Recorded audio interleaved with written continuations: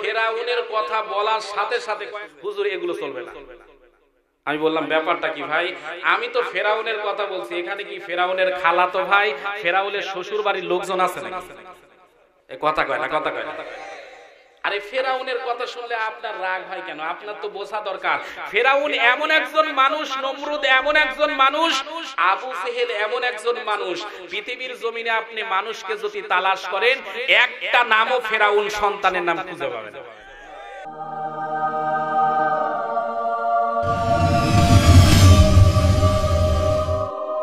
আমি ইব্রাহিম নবীর পক্ষে কথা বলি, আমি ইউনূস আলাইহিস সালাতু ওয়াস সালামের পক্ষে কথা বলি, কিন্তু ফেরাউন নমরুদের বিপক্ষে কথা বললে তোর গায়ে যদি জ্বালা করে, নিঃসন্দেহে বুঝতে হবে ওইটা ফেরাউনের ডিজিটাল উত্তরসূরি। ও মুসলমানের সন্তানেরা, শুনে এবার আলোচনার দিকে যাই। এই পৃথিবী সৃষ্টি হওয়ার পর থেকে মানুষেরা তিনটি ভাগে ভাগ হয়ে গেছে। এক নাম্বার শ্রেণী, যাদের সম্পর্কে আমার আল্লাহ রব্বুল আলামিন বলেন কাফের। এই পৃথিবীর জমিনে কাফেরের পরিচয় সম্পর্কে আমার আল্লাহ কোরআনে কারিমার মধ্যে বলেন, ওয়াকালাল্লাযীনা কাফারু লা তাসমাউ লিহাযাল কুরআনি ওয়ালগাউ ফীহি লাআল্লাকুম তাগলিবুন। জোরে বলুন আল্লাহু আকবার।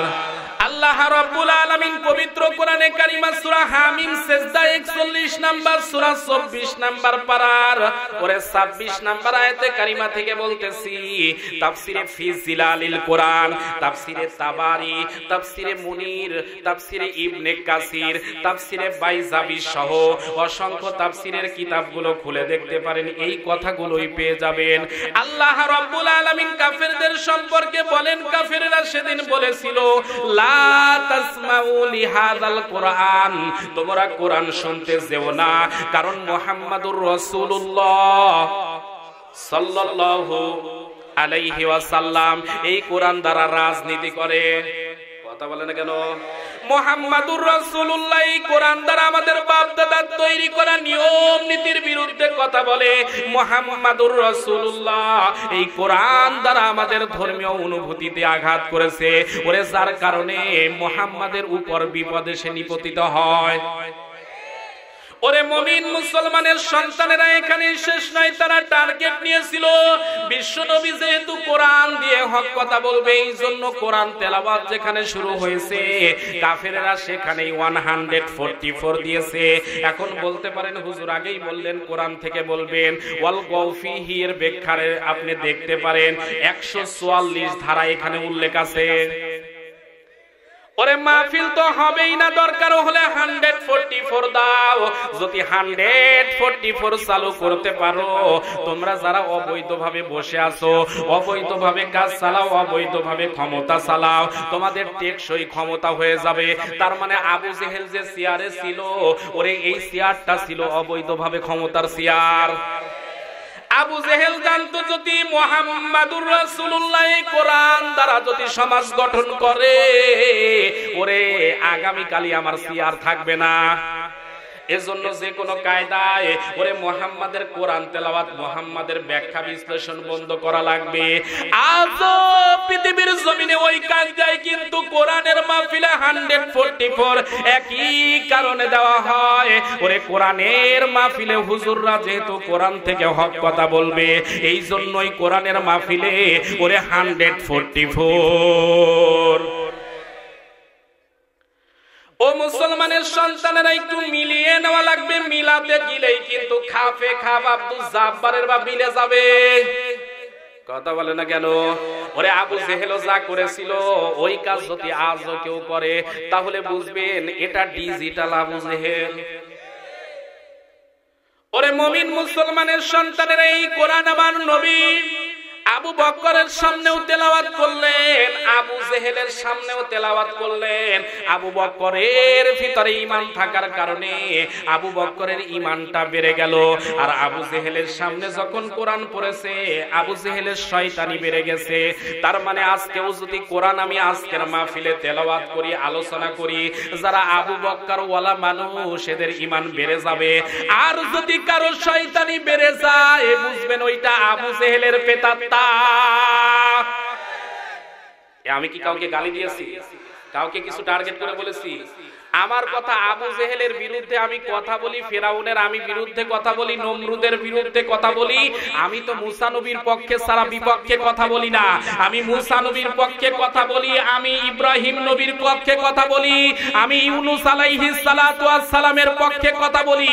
কিন্তু ফেরাউন নমরুদের বিপক্ষে কথা বললে তোর গায়ে যদি জ্বালা করে, নিঃসন্দেহে বুঝতে হবে ওইটা ফেরাউনের ডিজিটাল উত্তরসূরি।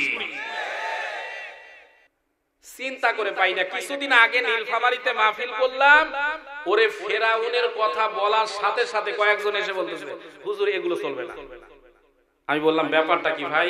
আমি তো ফেরাউনের কথা বলছি, এখানে কি ফেরাউনের খালাতো ভাই, ফেরাউনের শ্বশুর বাড়ির লোকজন আছে নাকি? এ কথা কয় না, কথা কয় না। আরে ফেরাউনের কথা শুনলে আপনার রাগ হয় কেন? আপনার তো বোঝা দরকার ফেরাউন এমন একজন মানুষ, নমরুদ এমন একজন মানুষ, আবু জেহেল এমন একজন মানুষ।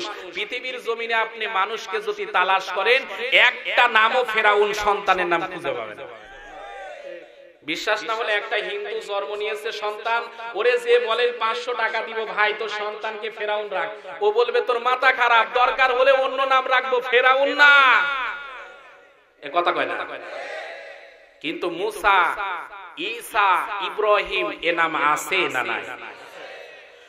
ও মুসলমানের সন্তানেরা, এখানে কথা শেষ নয়। হযরত শাহজালাল রাহমাতুল্লাহ আলাইহি বাংলার জমিনে ইসলাম প্রচারের জন্য আসবে, কিন্তু গৌর গোবিন্দর টার্গেট হলো বাংলার জমিনে ইসলাম প্রচার করতে হুজুরে আসতে দিব না। এই টার্গেট নিয়ে হুজুরে বাধা দেওয়ার জন্য ওরে সিলেটের জমিনে যেন ঢুকতে না পারে, এজন্য সিলেটের সামনে অর্থাৎ সুরমা নদীর উপরে যে পুল ছিল, সাঁকো ছিল, ব্রিজ ছিল, কালভার্ট, এক কথায় সিলেটের জমিনে প্রবেশ করতে যাতে না পারে, এজন্য যা যা করা লাগে ওই সময় গৌর গোবিন্দ তাই করেছে। ওরে মুমিন মুসলমানের সন্তানেরা, একটা মাত্র টার্গেট, শাহজালাল যেন বাংলার জমিনে না আসতে পারে। আল্লাহর ওলি শাহজালাল ওরে সুরমা নদীর প্রান্তরে এসে দেখতেছে পারাপারের কোনো ব্যবস্থা নাই, নৌকা নাই, মাঝি মাল্লা নাই, পুল নাই, ব্রিজ নাই, সাঁকো নাই। ওরে সুরমা নদী পার হবে কিভাবে? আল্লাহর কাছে ডাক দিয়ে বলে, আল্লাহ তোমার বান্দা হিসেবে আমি দায়িত্ব নিয়ে সিলেটের জমিনে ইসলাম প্রচারের জন্য যাইতে চাই, তুমি বলেছো তাই যাইতে চাই। ও আল্লাহ, তুমি যদি সাহায্য করো তাহলে বাংলার জমিনে যাব, নইলে এখানেই বসে থাকবো। আল্লাহ পাক রব্বুল আলামিন যেন গায়েবী নিদার মাধ্যমে ডাক দিয়ে বলে, শাহজালাল তুমি এক পা করে সামনের দিকে অগ্রসর হও, আমি আল্লাহ রব্বুল আলামিন কুদরতি ভাবে তোমার জন্য রাস্তা বানায়া দিব। হযরত শাহজালাল রাহমাতুল্লাহ আলাইহিকে যখন আল্লাহ পাক রব্বুল আলামিন গায়েবী নিদার মাধ্যমে জানাই দিলেন, শাহজালাল সুরমা নদীর উপরে যাই নামাজ বিছায়া দাও, পারাপারের দায়িত্ব আমি আল্লাহ নিয়ে নিলাম। ওরে শাহজালাল রাহমাতুল্লাহ আলাইহি গৌর গোবিন্দর রাজপ্রাসাদের সামনে গিয়ে ডিজিটাল কায়দায় যখন মিছিল দিলেন, লিল্লাহে তাকবীর দেন তো মিছিল, লিল্লাহে তাকবীর, লিল্লাহে তাকবীর। আল কোরআনের আলো, আল হাদিসের আলো, লিল্লাহে তাকবীর। হযরত শাহজালাল রাহমাতুল্লাহ আলাইহি গৌর গোবিন্দর রাজপ্রাসাদের সামনে দিয়ে আল্লাহ রাসূলের নামে যখন তাকবীর দিয়েছে, গৌর গোবিন্দ চিন্তা করে হুজুরের জন্য সব রাস্তা বন্ধ করলাম। ওরে তারপরে হুজুর আসলো কিভাবে সিলেটের জমিনে? সুবহানাল্লাহ বলবেন না? এমন সময় গৌর গোবিন্দর রাজপ্রাসাদের ভিতরে কে যেন ডাক দিয়ে বলে, গৌর গোবিন্দ, ওরে হুজুরের আসার রাস্তা সব বন্ধ করতে পারো তুমি, কিন্তু হুজুর যে আসমান জমিনের মালিকের ইবাদত বন্দেগী করে, ওই আসমান জমিনের মালিক হুজুরের জন্য কুদরতি রাস্তা খুলে দিয়েছে। ওরে মুমিন মুসলমানের সন্তানেরা, ওই দিনই হুজুর যে আল্লাহ নবীর নামে স্লোগান দিয়েছিল, ইতিহাস খুলে দেখেন, ওই দিনই গৌর গোবিন্দ রাজপ্রাসাদের পিছনের দরজা দিয়ে পলায়ন করেছে। আজও কিন্তু তারে খুঁজে পাওয়া যায় নাই। আমার বিশ্বাস আজও বাংলাদেশের এই ৬৪ ডিস্ট্রিক্ট থেকে যদি ওরে শাহজালালের উত্তরসূরিরা, শাহপরানের উত্তরসূরিরা, ইখতিয়ার উদ্দিন মোহাম্মদ বিন বখতিয়ার খলজির উত্তরসূরিরা যদি বাংলাদেশের ৬৪ জেলা থেকে বাইরে হতে পারে, একটাও গৌর গোবিন্দর সামসা রাস্তায় আসার সাহস পাবে না। কিন্তু দুঃখ রাখার জায়গা নাই। ৯০% মতো যে দেশে মুসলমান বাস করি, ৫৬,০০০ বর্গ মাইল সোনার বাংলার জমিনে কিছু কুলাঙ্গার নামধারী মুনাফিক বাংলার জমিনে দাঁড়িয়ে আল্লাহর রাসূলকে গালি দেয়, কটাক্ষ করে, হিংসাত্মকভাবে কথা বলে, মুসলমান মেনে নিতে পারে? এই কথা কন মেনে নিতে পারে? আপনার তো চিন্তা করা দরকার, মুসলমানের দেশে দাঁড়িয়ে আমি যে আল্লাহর রাসূলকে গালি দিচ্ছি, এদেশের মুসলমানের সন্তানেরা আর যাই হোক না কেন, এরা নামাজ কম পড়তে পারে, রোজা কম করতে পারে, মুসলমান হিসেবে অনেক যুবকের মুখে দাড়িও না থাকতে পারে, কিন্তু আল্লাহর রাসূলের বিরুদ্ধে কথা বললে দল মত নির্বিশেষে কেউ কিন্তু আল্লাহর রাসূল বিদ্বেষী লোককে ছেড়ে দিবে না। কারণ আমরা একটা বিষয়ে, সব ইস্যুর ক্ষেত্রে নয়, একটা বিষয়ে আমরা সবাই এক, আল্লাহর ব্যাপারে আমরা এক, রাসূলের ব্যাপারে আমরা এক, কোরআনের ব্যাপারে আমরা এক, ইসলামী আকীদার ব্যাপারে এক। এই মুহূর্তে যদি কোনো মুসলমানের সন্তান কোরআন নিয়ে, হাদিস নিয়ে, আল্লাহর রাসূলকে নিয়ে কটূক্তি করার যদি সাহসিকতা দেখায়, বাংলাদেশের মুসলমানদের ঈমানি তাকত একটা বারের জন্য চিন্তা করা দরকার। তিতুমির যদি বাঁশের কিল্লা নির্মাণ করে ব্রিটিশ বিরোধী আন্দোলন করে যদি এই বাংলার জমিন থেকে ব্রিটিশদেরকে তাড়াতে সক্ষম হয়, আজও মুসলমানের সন্তানেরা যদি বাঁশের লাঠি নিয়ে বাহির হয়, একটাও ব্রিটিশ বিরোধী আন্দোলনের মতো নাস্তিক রামবাম বাংলার জমিনে থাকতে পারে না। কিন্তু চিন্তা করা দরকার, এ বাংলার জমিনে আজকে কুলাঙ্গারে কথা বলে, কেউ কিছু বলে না, যার কারণে ওরা চিন্তা করে আমরা কিছু বললে মুসলমানরা বলে না, যার কারণেই বারবার আল্লাহর রাসূলকে কটাক্ষ করা হয়। কিন্তু আমরা সবাই যদি এক হতাম, আমরা সবাই যদি একই জজবা নিয়ে যদি বলতাম, আল্লাহর রাসূলকে যারা যে বা যারা কটূক্তি করবে প্রকাশ্যে দিবালোকে ফাঁসির কাস্টে ঝুলাতে হবে, এই কথা নিয়ে যদি বাংলার জমিনের পার্লামেন্টে একটা যদি আইন পাস করা হতো, খোদার কসম কিয়ামতের আগ পর্যন্ত কোন মানুষ রূপী জানোয়ার আল্লাহর রাসূলকে নিয়ে কটাক্ষ করত না। সুতরাং বাংলার জমিনে আমাদের ইমানি দাবি, ইমানি জজবা, ইমানি তাকদের, ইমানের কথা হচ্ছে, বাংলার জমিনে আল্লাহর রাসূলকে আর যদি কেউ গালিগালাজ করে, কটূক্তি করে, তার দিবালোকে ফাঁসির কাস্টে ঝুলিয়ে প্রকাশ্যে স্যাটেলাইট দিয়ে গোটা পৃথিবীতে প্রচার করা হোক। এই বিল যদি বাংলার সংসদে আনা হয়, একটাও নাস্তিক রামবামার রাসূলকে নিয়ে কটূক্তি করবে না। সুতরাং এমন বিল বাংলার জমিনে পাস হোক, এর পক্ষে কারা কারা রাজি আছো? মুসলমান দুটি হাত তুলে লাগা দেখাও।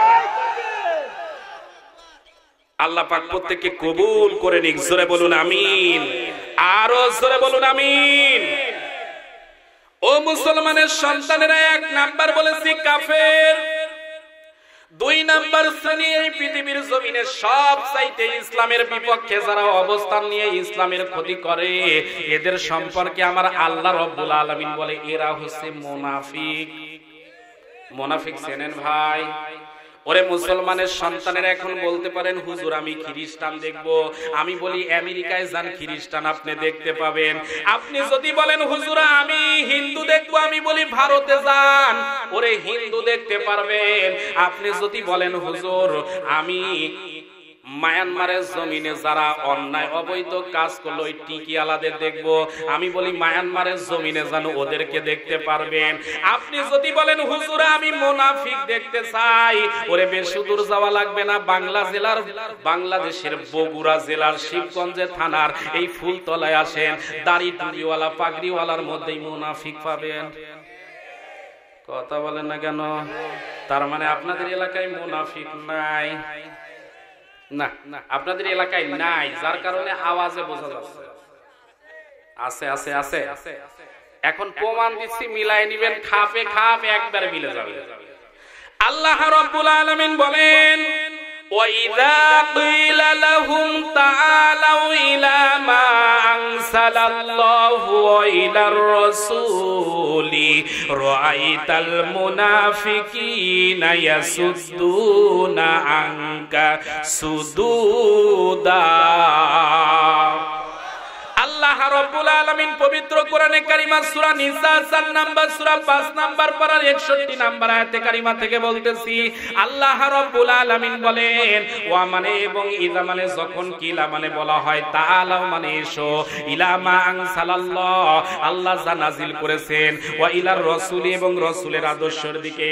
হে রাসূল, এই পৃথিবীর জমিনে আপনার উম্মতিদের ভিতরে যারা মুনাফিক এরা দেখবেন আসবেও বসবে, আপনার কথাও শুনবে, কিন্তু যখন দেখবেন বাস্তব কথাগুলো আপনার সাথে মিলতেছে না, ওরে কোরআন হাদিসের সাথে মিলে না, তখনই দেখবেন ওইগুলো আস্তে করে উঠে চলে যাবে।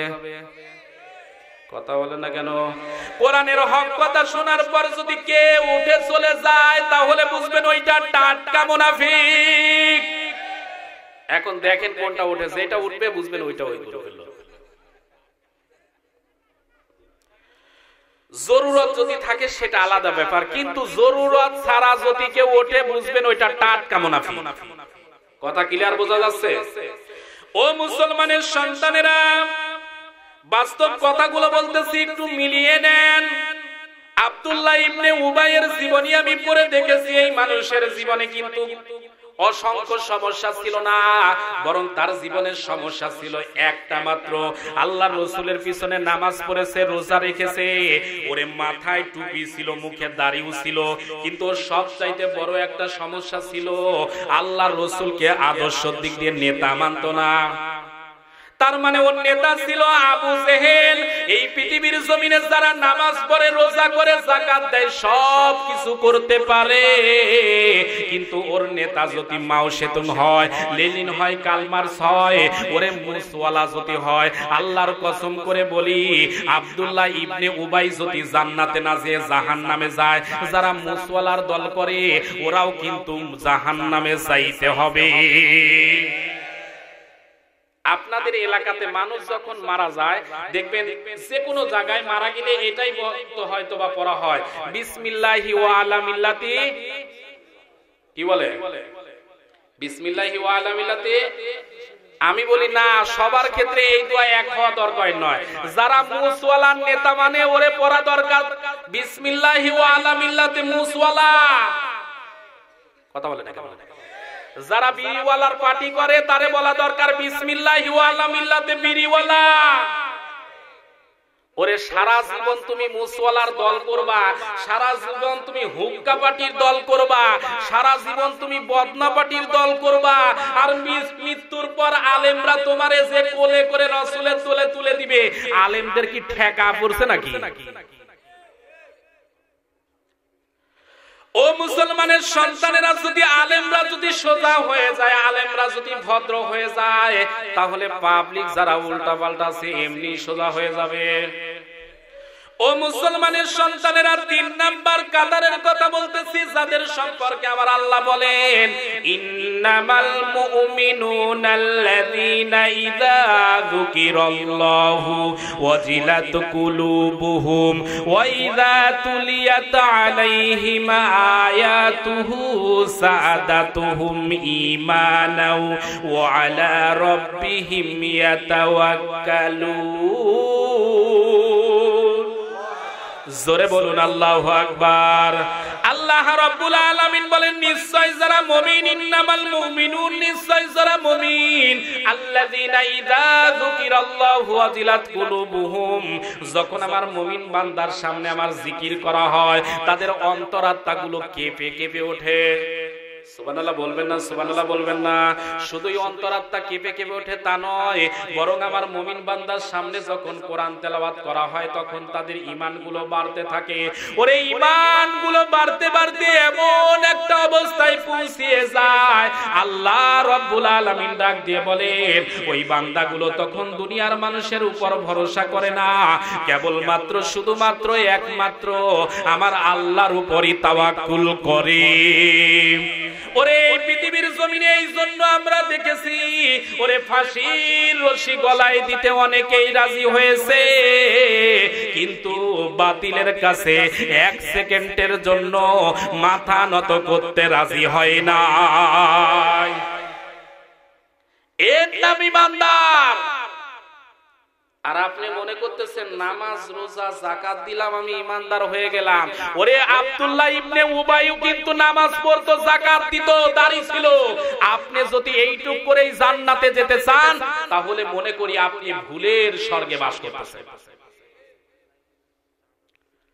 ও মুসলমানের সন্তানেরা এই জন্য আমি বলি পালা রে পালা জলদি পালা নইলে গলায় দিব জুতার মালা পালা রে পালা জলদি পালা বলা যাবে না ভাই পালা রে পালা জলদি পালা নইলে গলায় দিব জুতার মালা আলেমরা সে রাজপথ কাঁপছে আলেমরা সে রাজপথ কাঁপছে এবার হবে তোর ফাইনাল খেলা পালা রে পালা জলদি পালা নইলে তোদের গলায় জুতার মালা কথা বলেন ঠিক কিনা ও মুসলমানের সন্তানেরা আলোচনা করতেছিলাম এই পৃথিবীর জমিনে যুগে যুগে কিন্তু ইসলাম বিদ্বেষী লোকেরা অতীতে যেমন ছিল বর্তমানে আছে বাজান ভবিষ্যতেও থাকবে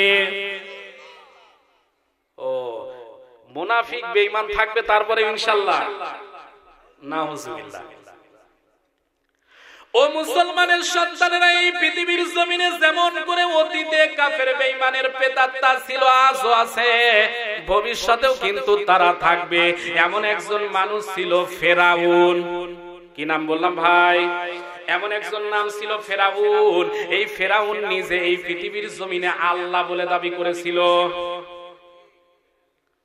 আজকে আমি ফেরাউনের সন্ত্রাসী বাহিনীদের কর্মকাণ্ড নিয়ে আপনাদের সামনে একটু আলোচনা করতে চাই শুনবেন না ভাই একটু সময় দিলে আমি কথাগুলো একটু সাজিয়ে বলবো যদি এই ফেরাউনের কর্মকাণ্ড যদি আমি বর্তমানের প্রেক্ষাপটের সাথে মিলাতে যাই দেখবেন খাপে খাপে একেবারে মিলে যাবে ও মুসলমানের সন্তানেরা ফেরাউনের জীবনী যদি আপনি পড়ে দেখেন ফেরাউন কিন্তু ছিল প্রথম জীবনে তরমুজর কি ছিল ভাই প্রথম জীবনে তার জীবনী ইতিহাস খুলে দেখতে পারেন প্রথম জীবনে ছিল তরমুজর এরপরে আমার আল্লাহ রাব্বুল আলামিন তারে দয়া করে মায়া করে ওরে মিশরের জমিনের কেন্দ্রীয় গোরস্থানের দারোয়ান বানালেন শুধু এখানেই শেষ নয় আমার আল্লাহ রাব্বুল আলামিন দুনিয়াতে তারে এত ভালোবেসেছিলেন যার কারণে মিশরের দারোয়ান থেকে পদোন্নতি দিয়ে আমার আল্লাহ রাব্বুল আলামিন তারে মিশরের জমিনের প্রেসিডেন্ট বানায় দিলেন এখন বলেন তো সম্মান দেওয়ার মালিক কে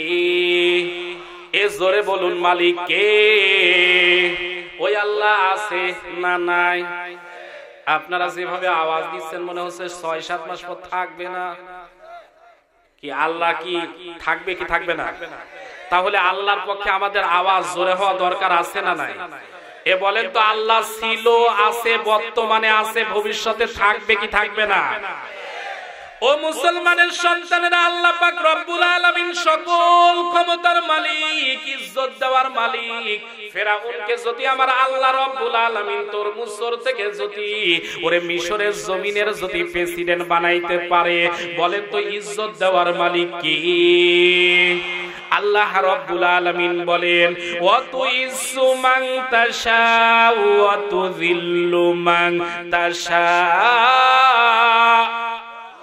জোরে বলুন আল্লাহু আকবার আল্লাহ আল্লাহ রাব্বুল আলামিন বলেন আমি আল্লাহ এমন আল্লাহ, আমি যদি কাউরে চাই ওরে চেয়ার থেকে নামায় আমি আল্লাহ লাঞ্ছিত করি, আর আমি আল্লাহ যদি কাউরে সম্মানিত করতে চাই ওরে নিচু জায়গা থেকে তুলে চেয়ারের উপরে বসায় সম্মান দেই।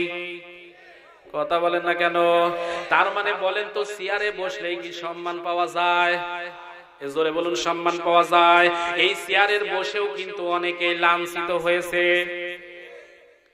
ফেরাউন কিন্তু ক্ষমতায় থাকা অবস্থায় লাঞ্ছিত হয়েছে।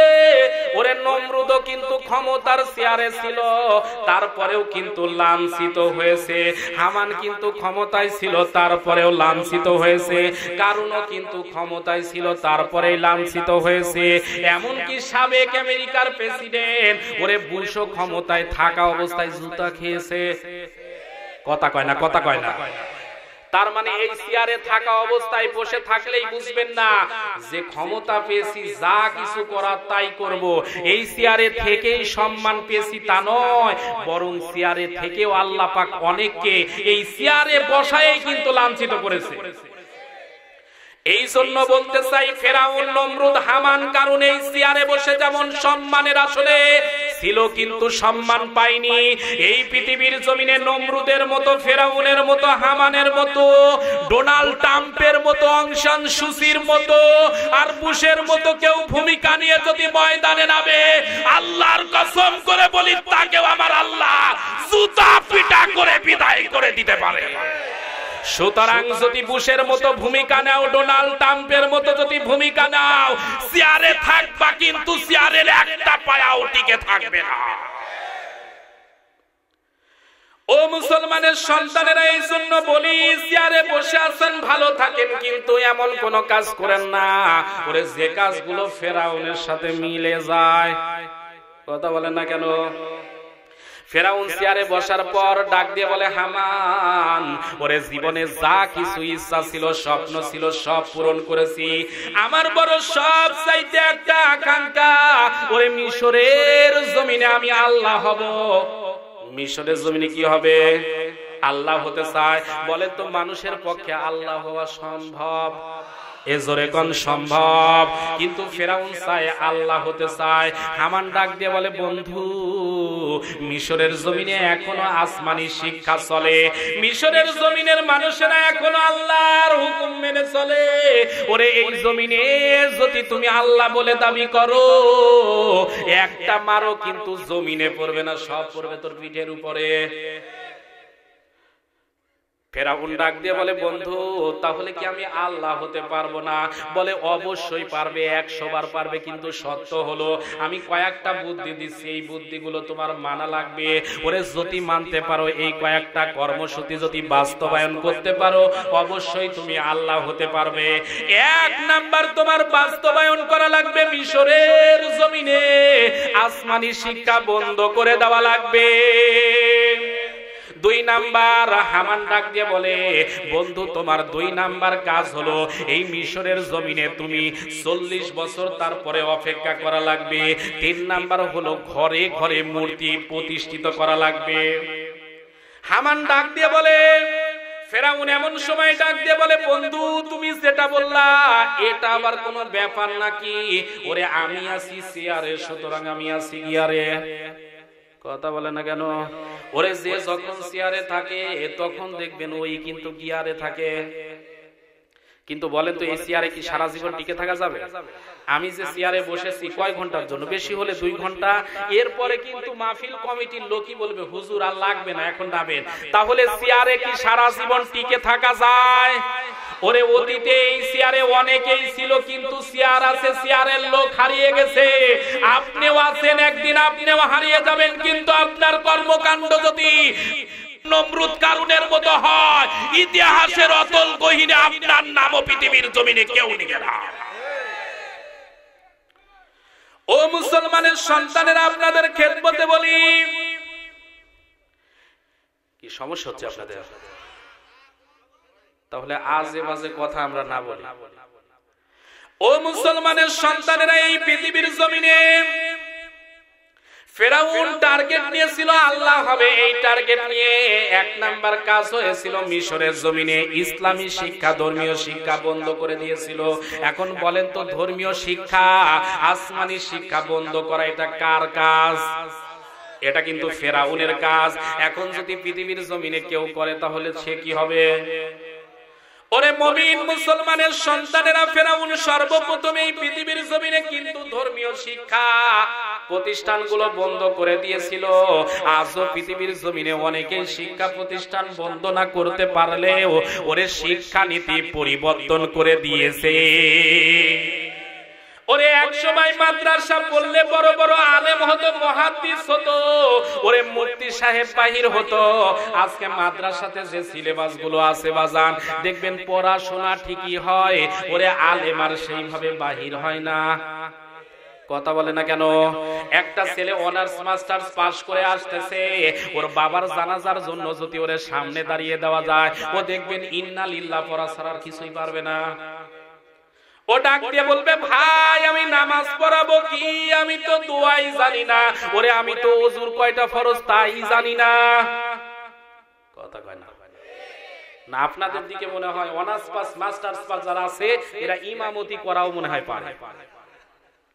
ওরে এত শিক্ষিত, ঢাকা ভার্সিটি পড়ে এসে এরে যদি আপনি বলেন আজকে তো মসজিদের হুজুর নাই, মাগরিবের নামাজটা অন্তত আপনি পড়ান, ও বলবে আল্লাহর ওয়াস্তে মাপও চাই, দোয়াও চাই, ভাই তুই যা, আমি পারবো না। কথা কর না? কথা কর না?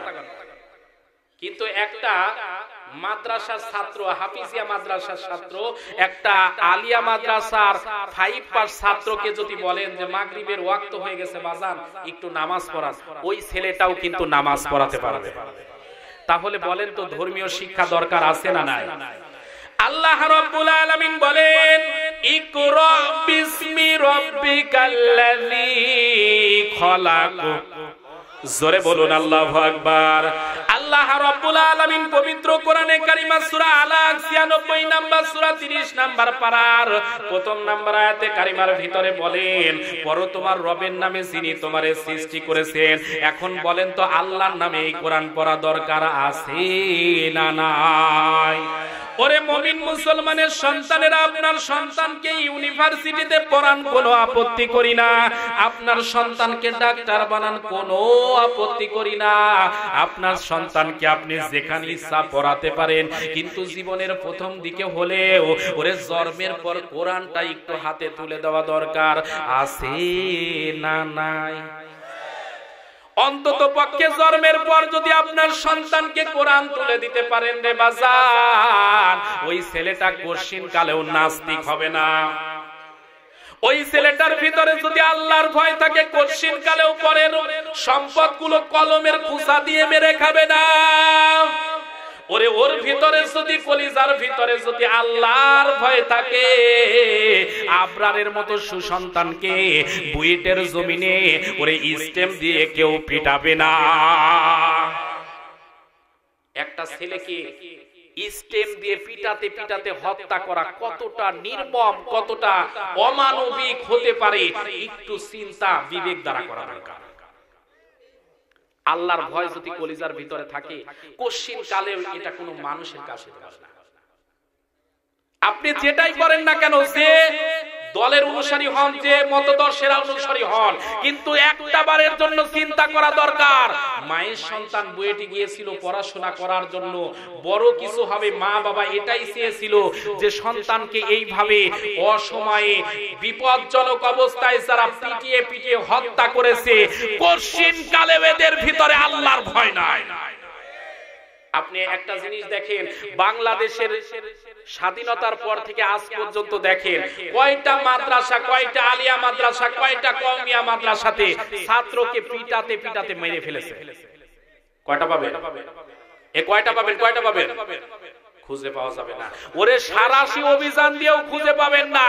কিন্তু ভার্সিটিতে গুলোতে দেখেন, ঢাকা ভার্সিটি বলেন, কুমিল্লা বলেন, চট্টগ্রাম বলেন, রাজশাহী বলেন, কুষ্টিয়া বলেন, যেখানেই বলেন না কেন, অস্ত্রের ঝনঝনানিতে বিশ্ববিদ্যালয়গুলো যেন আজকে সন্ত্রাসীর কারখানাতে পরিণত হয়েছে।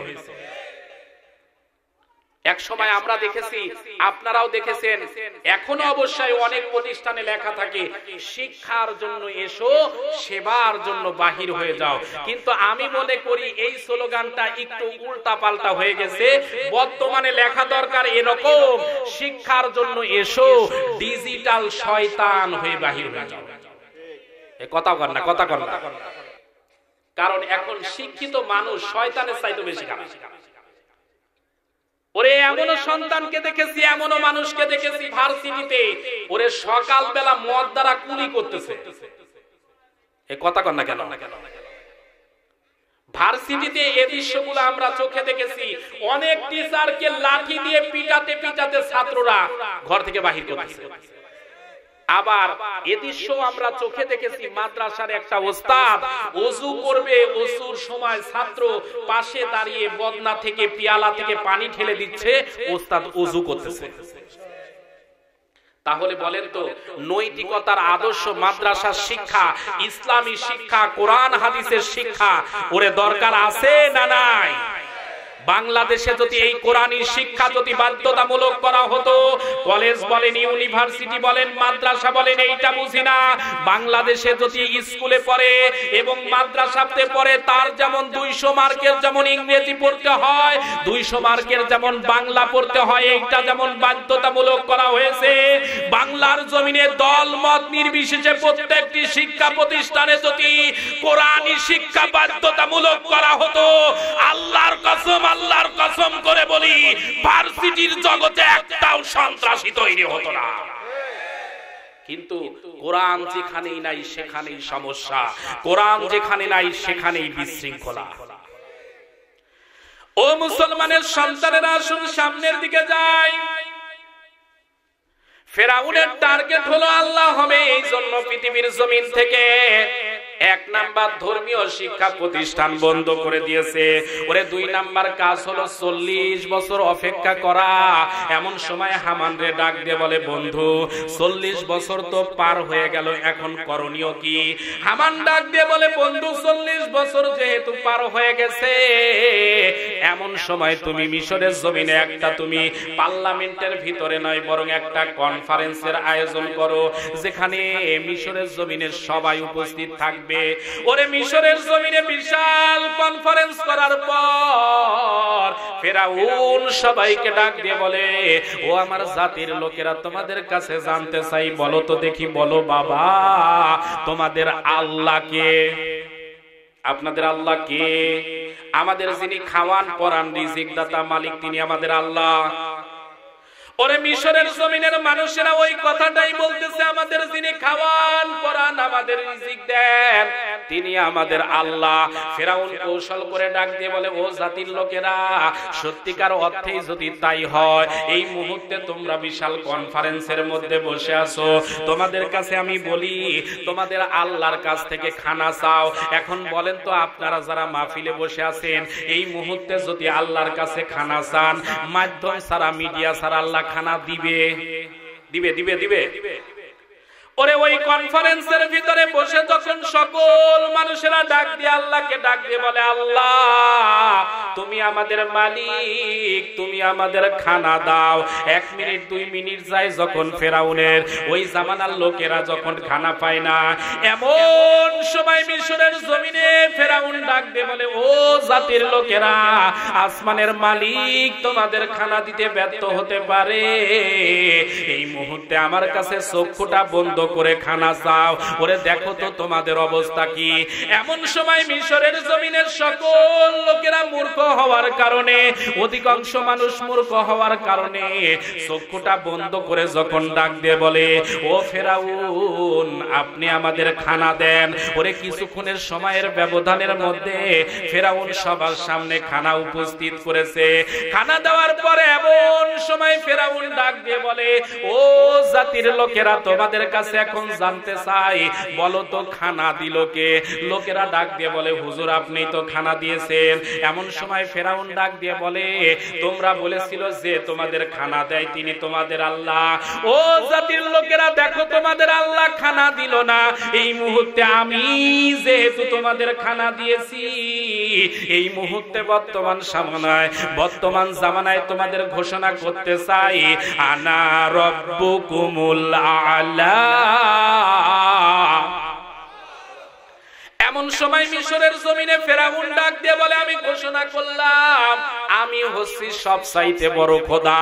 ওরে মিশরের জমিনে বেশিরভাগ মানুষ মেনে নিল, কিছু মানুষ দাঁড়িয়ে ডাক দিয়ে বলে, ফেরাউন তুমি মনে করতে পারো মিশরের জমিনে সবাই বুঝি মূর্খ?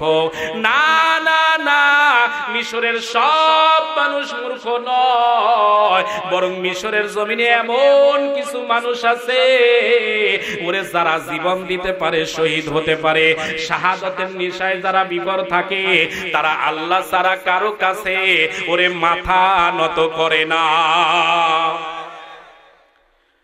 ওরে যখন এমন করে কথাগুলো ফেরাউনের সামনে, যখন ক্ষমতাশীল প্রেসিডেন্টের সামনে বলতেছে, মিশরের জমিনে ফেরাউন ডাক দিয়ে বলে, এ হামান ধর, সবগুলোরে ধরবি, জেলখানায় ভরবি, একটাকেও ছাড়বি না।